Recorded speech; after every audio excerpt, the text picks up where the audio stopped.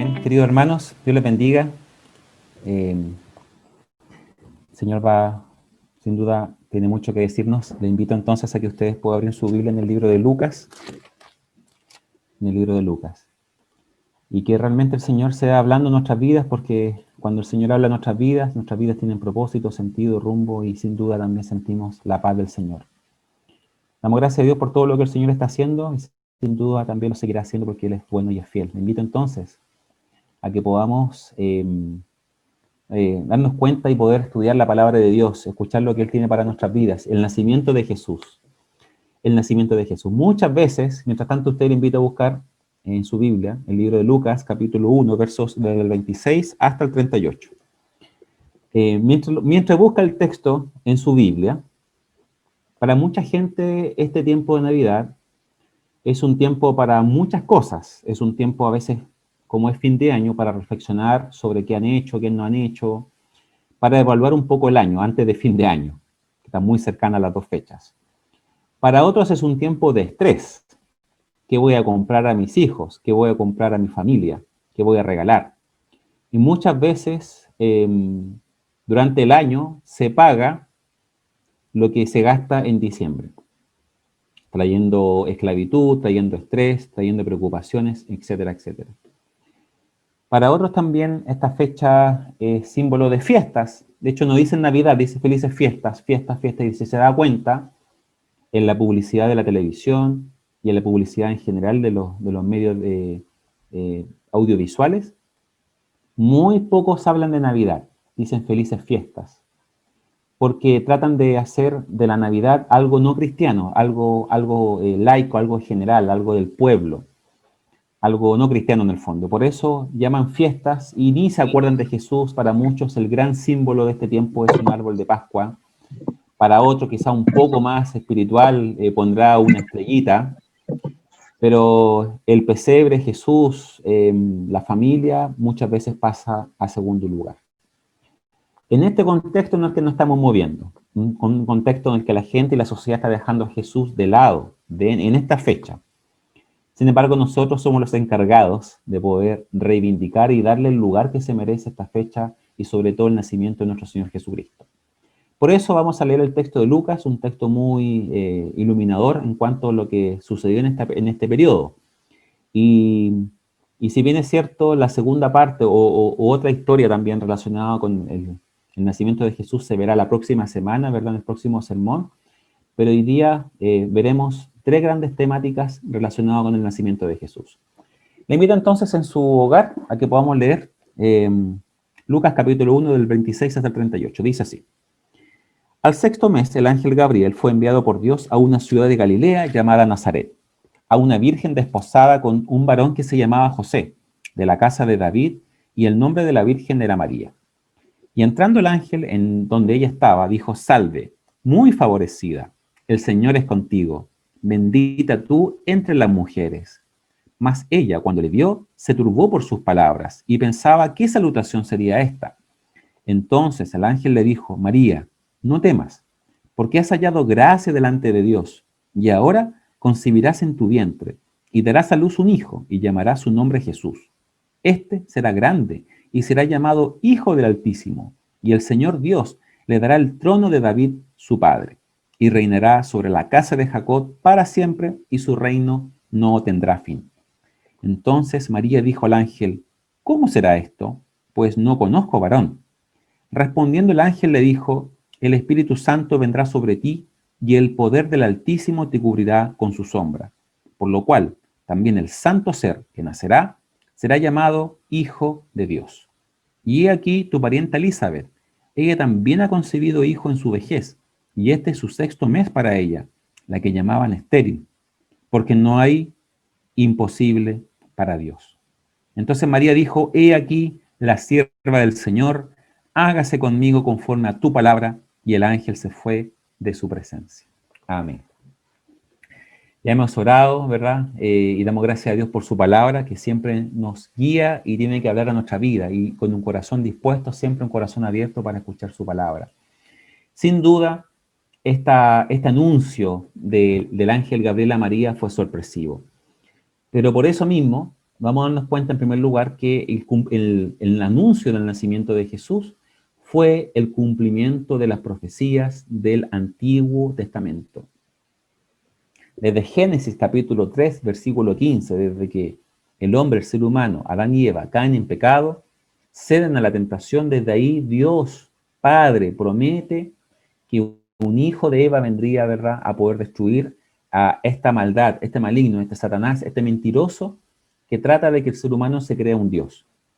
Y desde ahí en adelante, muchos textos más, pasando, ¿verdad?, por los profetas, los salmos, y muchos textos más, de forma muy clara se ve que un profeta, el profeta Natán, le habla al rey David diciéndole que de su descendencia vendría un Salvador, un Mesías. Desde ahí es un hito histórico para el Antiguo Testamento, porque desde ahí a David se le promete que uno de sus descendientes sería un gran rey. Sabemos que ninguno de sus hijos, ni Salomón, ni ninguno de sus otros hijos fue el que cumplió la profecía de este profeta. El único que lo ha cumplido y que cumple todos los parámetros, tanto en su nacimiento, en su vida, en su muerte, el único que cumple todos esos parámetros es Jesucristo. Y hay más de 300 profecías relacionadas con el nacimiento, vida y muerte de Jesús. Entonces, cuando el ángel Gabriel, un ángel que se menciona muy pocas veces en la Biblia, pero aquí tiene una aparición especial, probablemente muchos años había estado esperando y él fue el encargado de darle esta noticia sin igual a esta mujer especial llamada María. Por eso este texto lo acabamos de leer, ¿verdad? Lucas capítulo 1, del 26 al 38. Y Dios envía a este ángel, a un ángel Gabriel, ¿verdad? Un ángel que tiene una misión muy importante, que es anunciar el mensaje del Señor. Vemos también en la Escritura que hay alguien que después anuncia la llegada de Jesús, que es su primo, Juan el Bautista.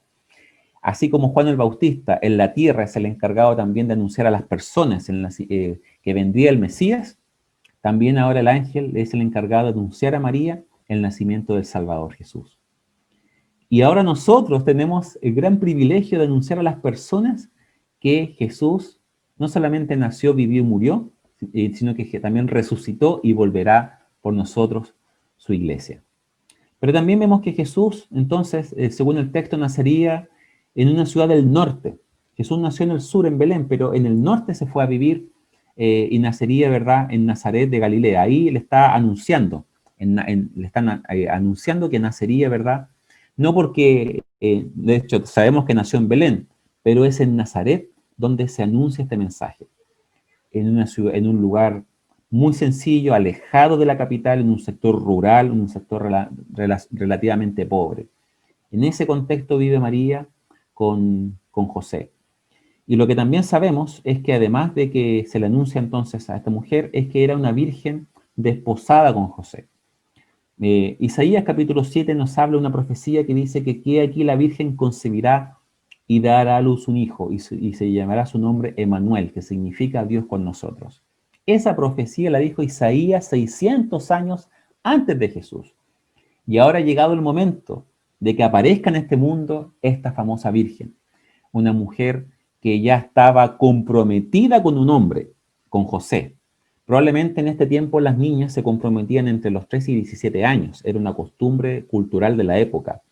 Casi siempre los hombres eran mayores. En este caso los hombres tenían que tener una profesión, casi siempre la profesión del papá, José el carpintero, probablemente Jesús también aprendió el oficio de carpintería, y por eso José, ¿verdad?, ya en edad de casamiento va y de alguna forma establece una relación con el padre de la joven, ¿verdad?, con el padre de María, para poder llegar a estos acuerdos. Obviamente también tiene que haber una parte de amor, no es todo compromiso o un pacto. Y según la tradición, las costumbres judías, el esposo tenía que dar una dote, y una dote era dinero o bienes materiales para el papá de la novia, como símbolo de que si yo me quedo con su hija, entonces también trato de retribuir mi amor y mi cariño hacia ella, también entregándole algo a esta familia que se iba a quedar sin una mujer, sin una trabajadora más que proveía los recursos para la familia, porque en estas casas todos trabajaban. Aquí no es como hoy en día que a veces los niños tienen 30, 40, 50 años, no es como echarlo a las casas, los niños. No, acá todos trabajaban desde muy temprana edad. Hoy en día la labor y la responsabilidad de nuestros hijos es estudiar. Y damos gracias a Dios por todos los niños y los jóvenes también, y los adultos que están estudiando, que Dios los bendiga y les ayude. Y también los que están en edad de trabajar, que también puedan trabajar. Pero todos tenemos una responsabilidad que cumplir. Y en esta época, tanto María como José eran hombres y mujeres trabajadores, que cada uno en su rol, cada uno cumplía su labor. Así que desde que se hace este compromiso, este desposamiento entre la novia y el novio, hasta que finalmente se consuma el matrimonio, ¿verdad? Hasta que realmente se hace el matrimonio legal, todo eso pasa un año. Esa es la fecha, según las costumbres judías, que sucedía. Entre el compromiso, el desposatorio, ¿verdad? Hasta la consumación del matrimonio pasaba un año.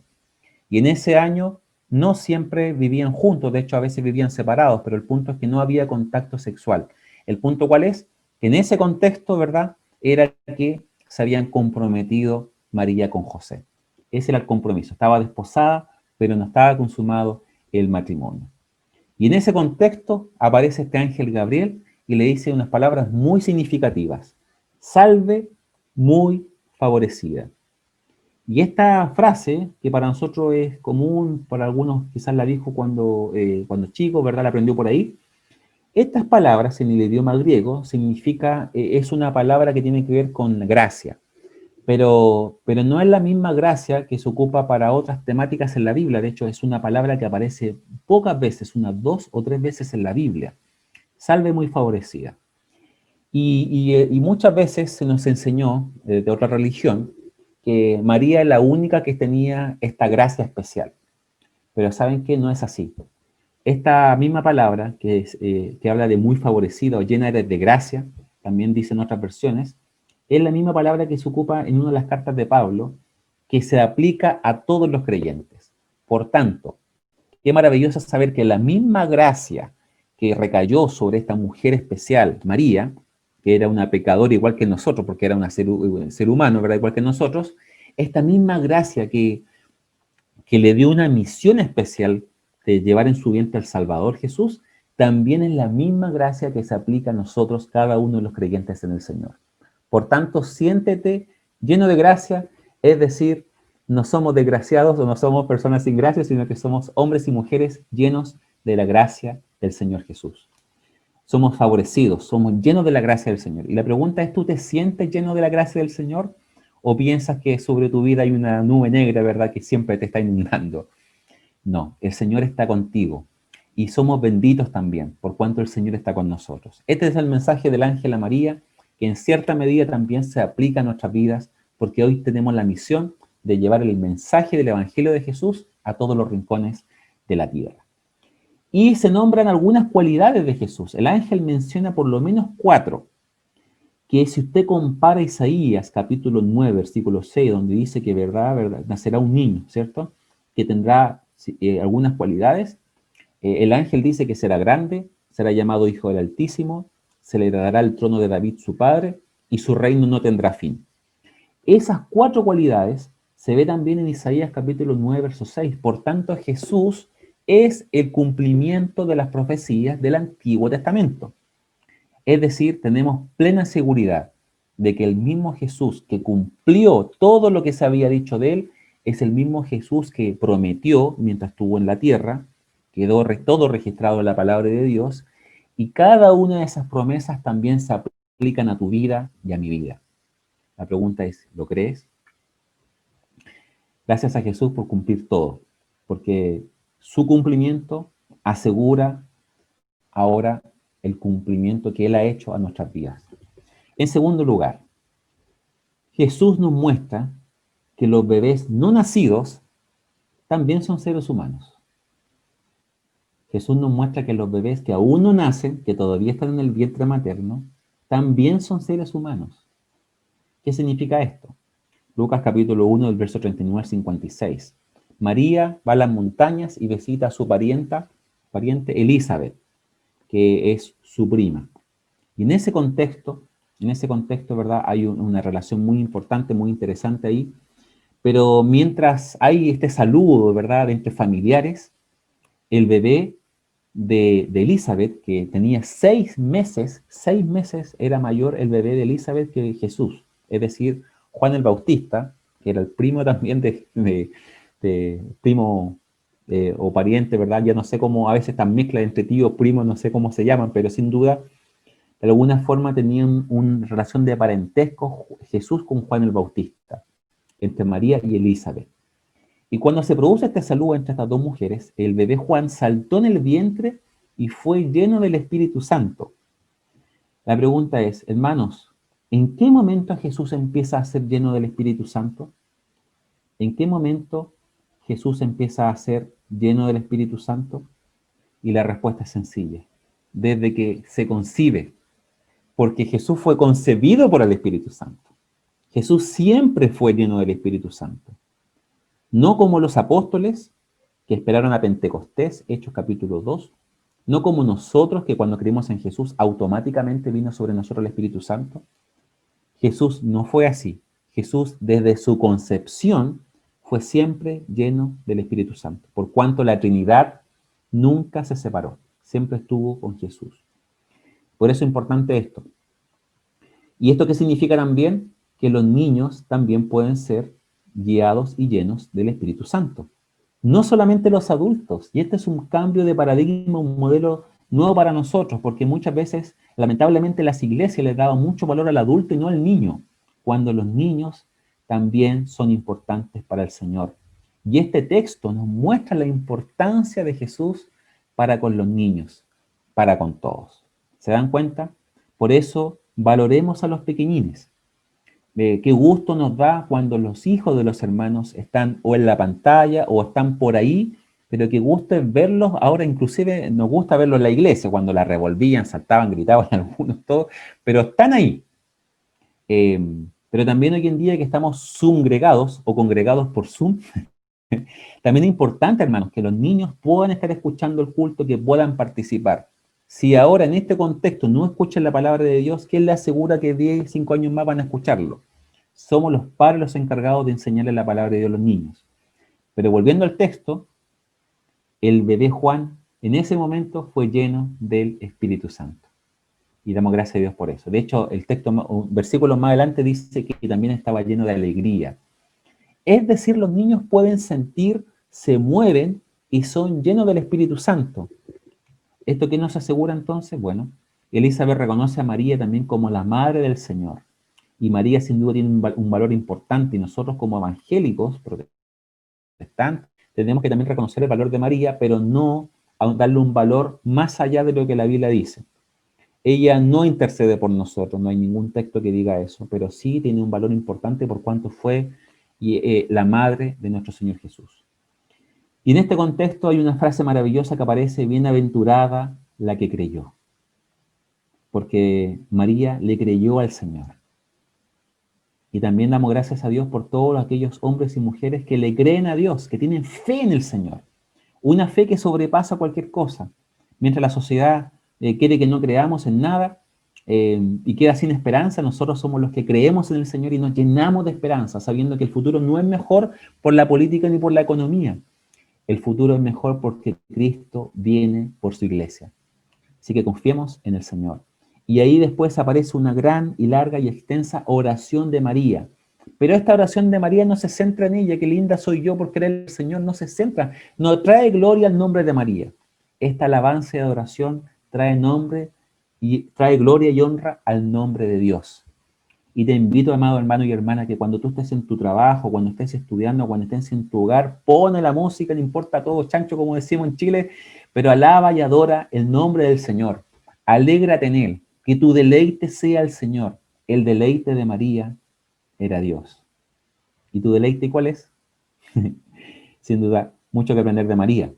Y finalmente María se quedó entonces 3 meses con su prima Elizabeth. Y compartieron, acuérdense que estaba desposada, tiene que pasar un año, ¿cierto?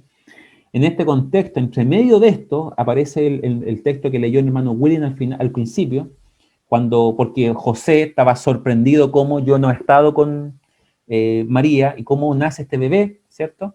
Pero un ángel del Señor se acerca en sueños, cuando está durmiendo José, se acerca y le habla entonces que el bebé es del Espíritu Santo, así que no tuviera ningún miedo. Y José actúa de forma recta, justa, maravillosa. No es cualquier hombre José tampoco. María y José eran hombres especiales, sensibles a la voz de Dios. Y esa sensibilidad a la voz del Señor también debemos tenerlo nosotros como hijos del Señor. Entonces, no al aborto, hermano.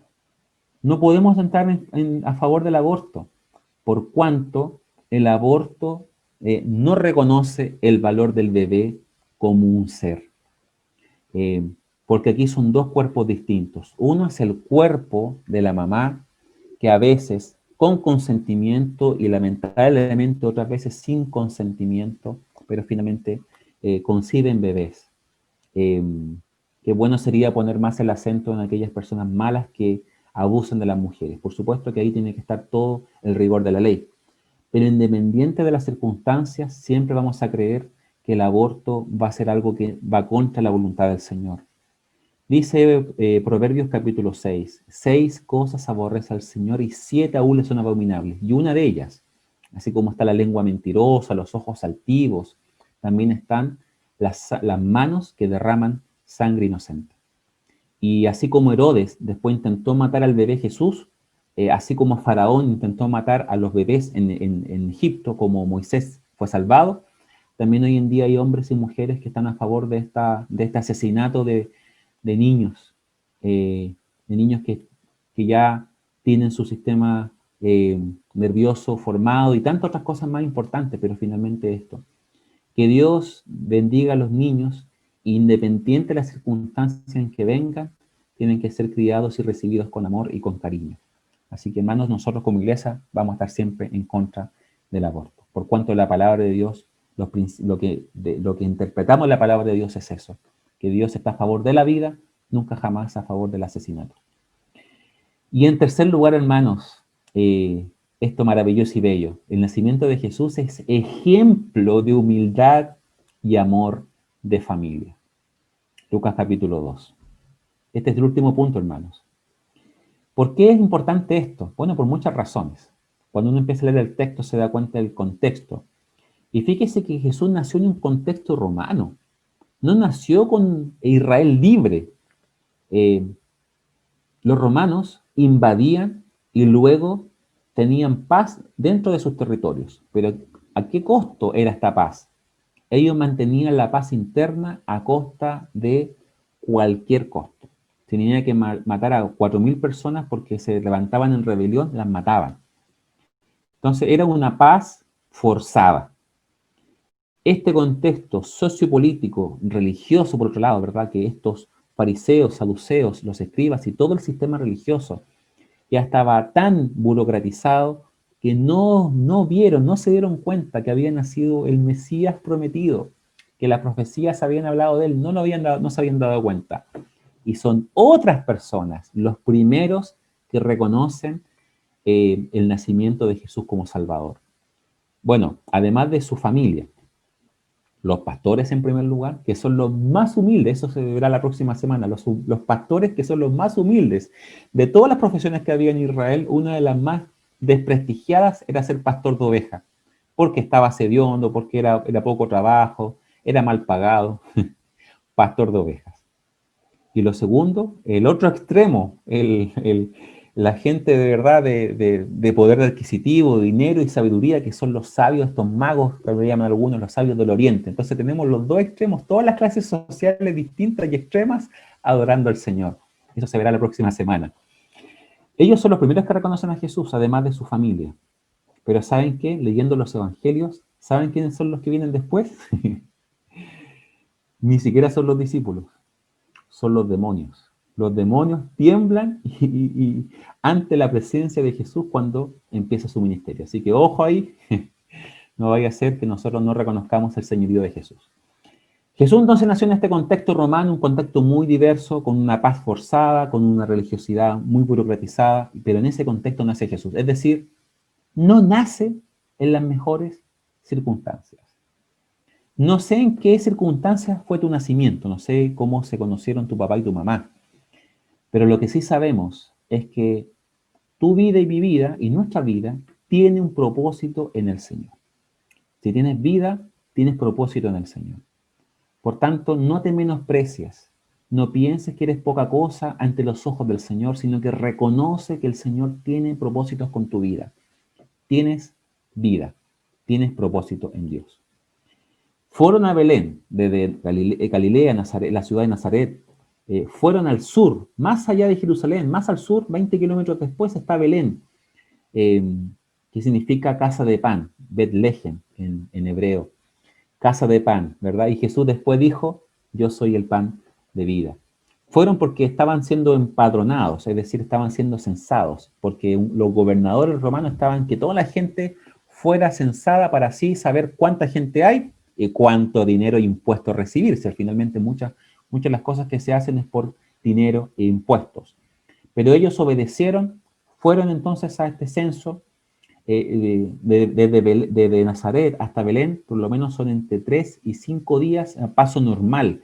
Pero si María estaba embarazada y estaba a punto de dar a luz, probablemente había sido un viaje más largo, más extenso. Dice el texto que José era de la familia de David. Y hay aquí en Mateo y en el libro de Lucas hay dos genealogías. Una que se centra en José y otra que se centra en María. La de José es la que está en Mateo vista y la de Lucas es la que se relaciona con María.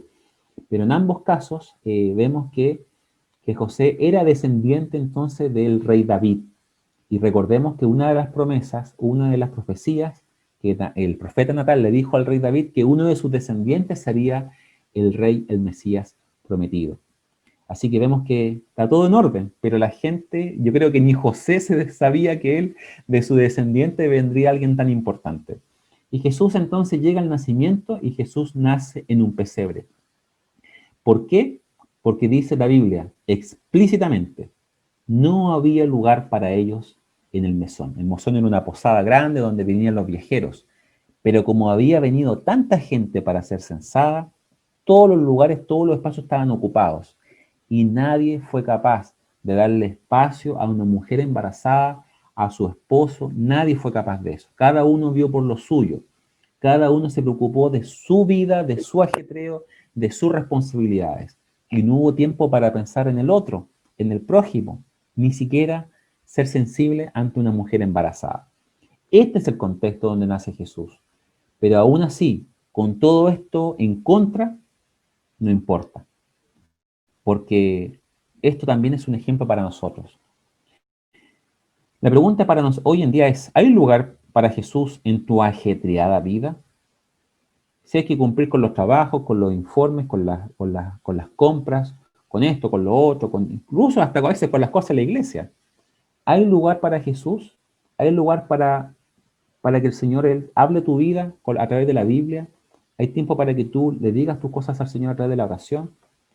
Muchas veces, a veces pasan días y no se habla con Dios. Esto es un sinónimo de que no estamos dejando lugar para Él en este mesón que es nuestra vida.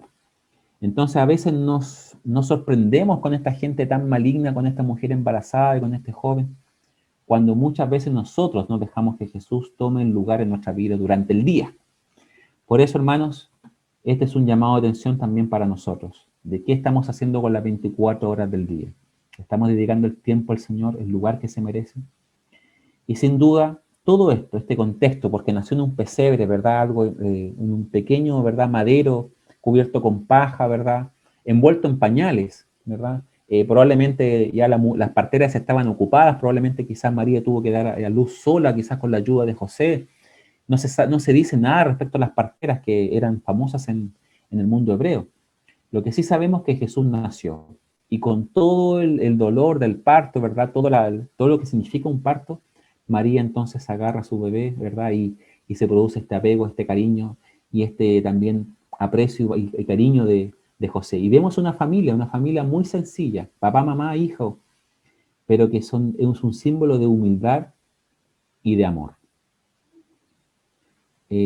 No tenían árbol de Pascua, no tenían regalos, no tenían quizá una rica cena, estaban en otro lugar, no estaban en su cocina, pero, pero si está la familia y está el amor de Dios, ¿qué más se necesita?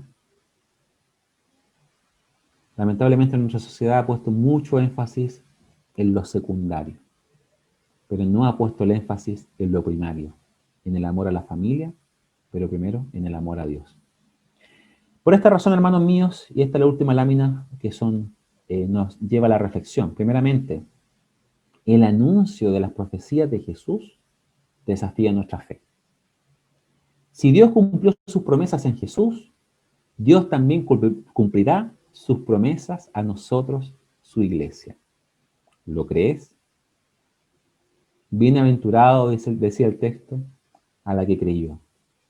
Bienaventurados son los hermanos y hermanas de la IBR que creen al Señor cada una de sus promesas. No sé usted, hermano, pero yo soy de los que le quiero creer todo al Señor. Todo, y de forma literal.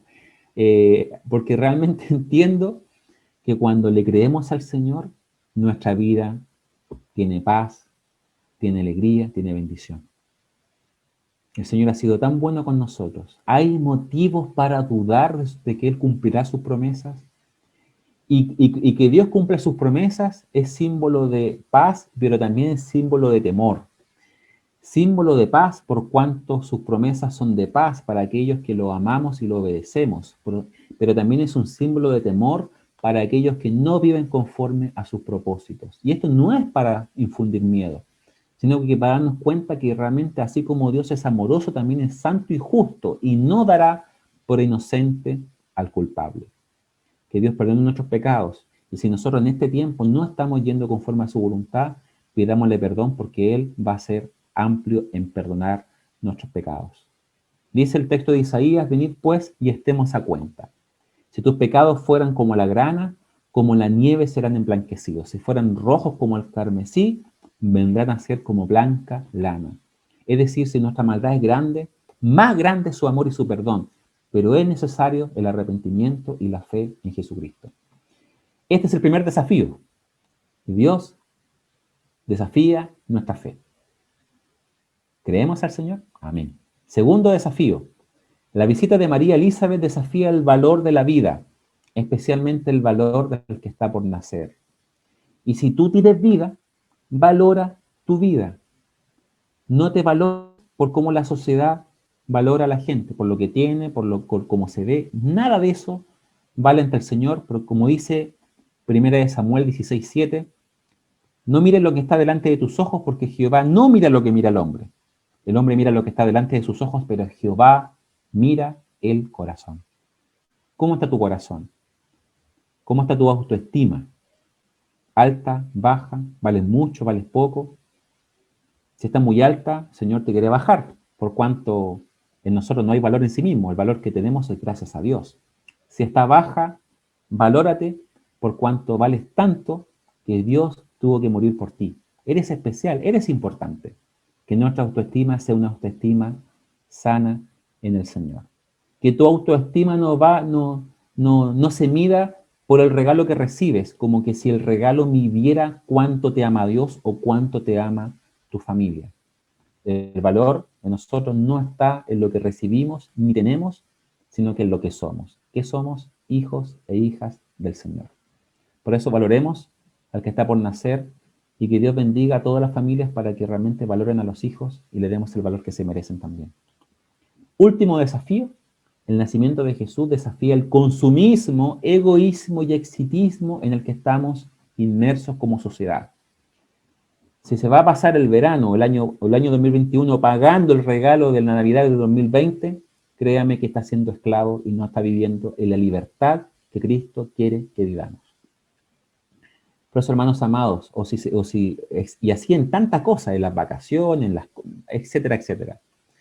Que Dios nos libre de pensar como la sociedad piensa. Nuestra forma de pensar es contracorriente, es contracultural, porque no podemos conformarnos a este siglo, dice Romanos 12:2, sino que tenemos que renovar nuestra mente conforme a la voluntad de Dios, porque la voluntad de Dios es buena, agradable y es perfecta. Entonces, hermanos queridos y amados, desafíese a no hacer lo que todos hacen. El árbol más grande, con más luces, con la estrella más grande de Belén, que con los regalos más grandes y más caros, no es así. Si lo puedo hacer, amén, siempre y cuando no vivamos y no caigamos en este consumismo, pensando de que el cariño que me lo he dado a mis hijos en todo el año se lo voy a demostrar en un regalo, en un paquete, porque eso no es así. Que Dios nos ayude a que tanto los padres como los hijos entendamos que el verdadero sentido de la Navidad no está ni en el arbolito, que es una tradición linda como familia armarlo, y tampoco están los regalos, que por supuesto que es lindo recibir algo y entregar algo. No estamos satanizando eso. Lo que estamos diciendo es que el verdadero sentido es Jesús, el valor que Jesús le da a la vida y a la familia. Eso es lo principal. Y hermanos, para terminar entonces, ¿qué te ha hablado Dios a tu vida hoy respecto al nacimiento de Jesús? ¿Qué cambios harás para ser fiel a Cristo? ¿Viviremos nuestra vida tal cual o haremos algunos cambios? Que el Señor sea con nosotros y que Cristo sea el centro de la Navidad.